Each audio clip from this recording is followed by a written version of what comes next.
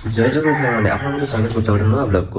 ତ ମୁଁ ସେଇଦିନ କହିଥିଲି ଆପଣଙ୍କୁ ଯେ ଯଦି ଆପଣମାନେ ଡିସିପ୍ଲିନ ଆଉ ରିସ୍କ ମ୍ୟାନେଜମେଣ୍ଟ କରିକି ଟ୍ରେଡ୍ କରନ୍ତି ତାହେଲେ ଆପଣଙ୍କୁ ଗୋଟେ ୱିକ୍ ମାନେ ଗୋଟେ ସପ୍ତାହର ଯଦି ଲସ୍ ହେଇଥାଏ ତାହେଲେ ବି ମାର୍କେଟ ପରେ ଏତେ ଅପରଚ୍ୟୁନିଟି ଅଛି ଯେ ଆପଣ ଗୋଟେ ଟ୍ରେଡ୍ରେ ସବୁ ରିକଭରି କରିଦେବେ। ଗୋଟେ ସପ୍ତାହର ଲସ୍କୁ ଗୋଟେ ଟ୍ରେଡ୍ରେ ମାନେ ପୁରା ରିକଭରି କରିଦେବେ ହେଲା କି। ତ ଯେଟା କହିଥିଲି ଆଜି କରିକି ଦେଖିଛି, ଚାଲିଯିବେ ପ୍ରଫିଟ୍ ବି ଆପଣଙ୍କୁ ଦେଖାଉଛି ସ୍କ୍ରିନ୍ରେ।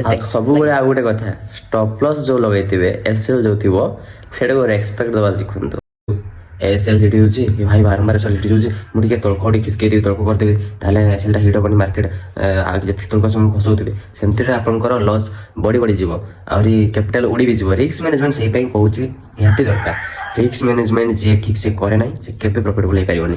ଆଉ ଯଦି କରିଲ ତାହେଲେ ଦେଖିପାରୁଥିବେ ମୋର ଲାଇଭ୍ ପ୍ରୁଫ୍ ଆପଣଙ୍କୁ ଦେଖାଉଛି। ପୁରା ସପ୍ତାହଟା ଯାକ ମୋର ଏଲ୍ସିଏଲ୍ ହିଟ୍ ହେଇଥିଲା, କିନ୍ତୁ ଦିନେ ବି ମୁଁ ଓଭର ଟ୍ରେଡ୍ କରିନାହିଁ, ପୁରା ନର୍ମାଲି ଯାଇଛି।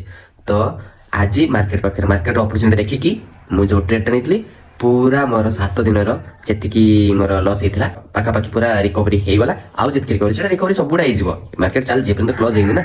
ମୁଁ ଆପଣଙ୍କୁ ଭିଡ଼ିଓଟା ଆଜି ପକଉଛି ଯେ ଦେଖେଇଲି, ଆଉ ମାର୍କେଟ କ୍ଲୋଜ୍ କଲା ପରେ କାଲି ଦେଖେଇବି ହେଲା କେତେ କ'ଣ ହେଇଛି। ଠିକ୍ ଅଛି, ଆଜି ଗୋଟେ ଏଇଠି ଏଣ୍ଡ କରୁଛି, ବାଏ ବାଏ, ରହୁଛି।